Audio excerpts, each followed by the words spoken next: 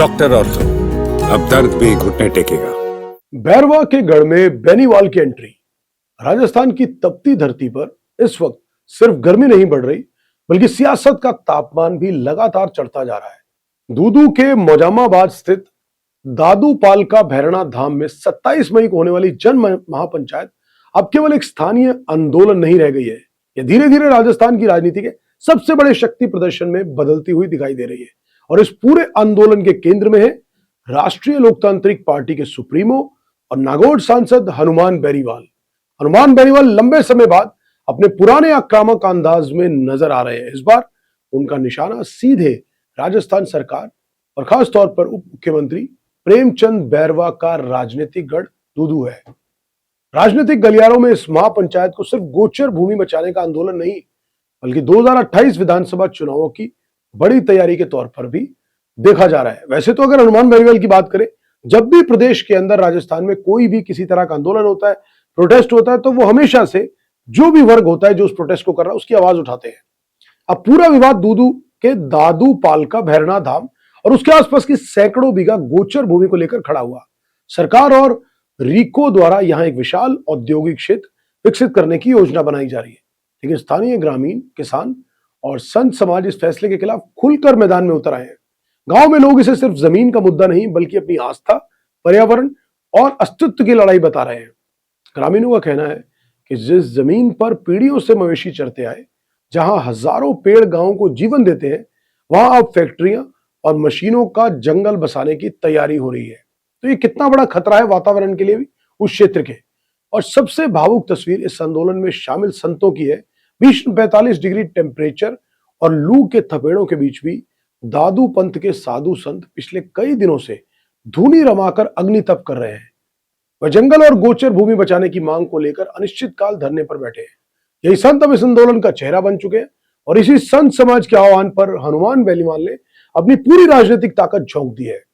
सूत्रों के मुताबिक 27 मई की महापंचायत को ऐतिहासिक बनाने के लिए आरएलपी की पूरी संगठनात्मक मशीनरी मैदान में पूरी तरह से उतर चुकी है।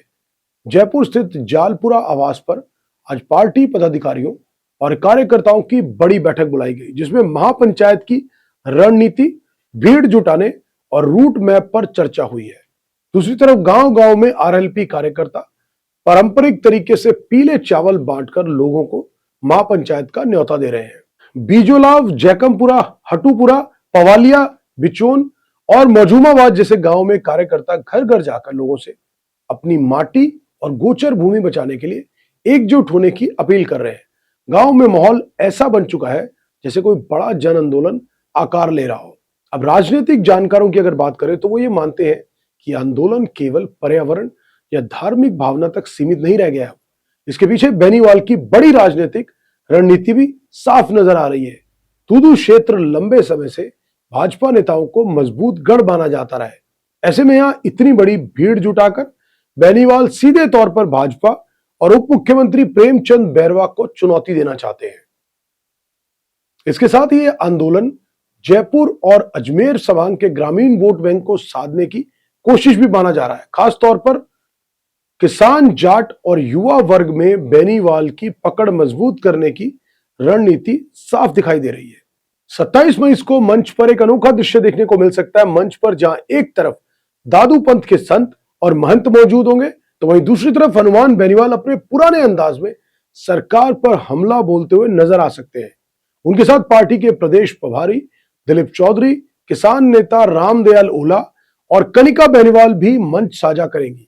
सूत्रों की बात माने तो इस महापंचायत के मंच से भजनलाल सरकार को बड़ा अल्टीमेटम दिया जा सकता है। कहा जा रहा है कि अगर सरकार ने भूमि अधिग्रहण और पेड़ों की कटाई का फैसला वापस नहीं लिया, तो यह आंदोलन और भी उग्र और तेज हो सकता है। अगर बेनीवाल की अगली रणनीति की बात करें तो अगली रणनीति में जयपुर कूच करना, राजधानी का घेराव और दिल्ली किसान आंदोलन की तर्ज पर स्थानीय महापड़ाव शामिल हो सकता है। साथ ही आरएलपी की लीगल टीम इस मामले को एनजीटी और राजस्थान हाई कोर्ट तक ले जाने की तैयारी में भी जुटी हुई है।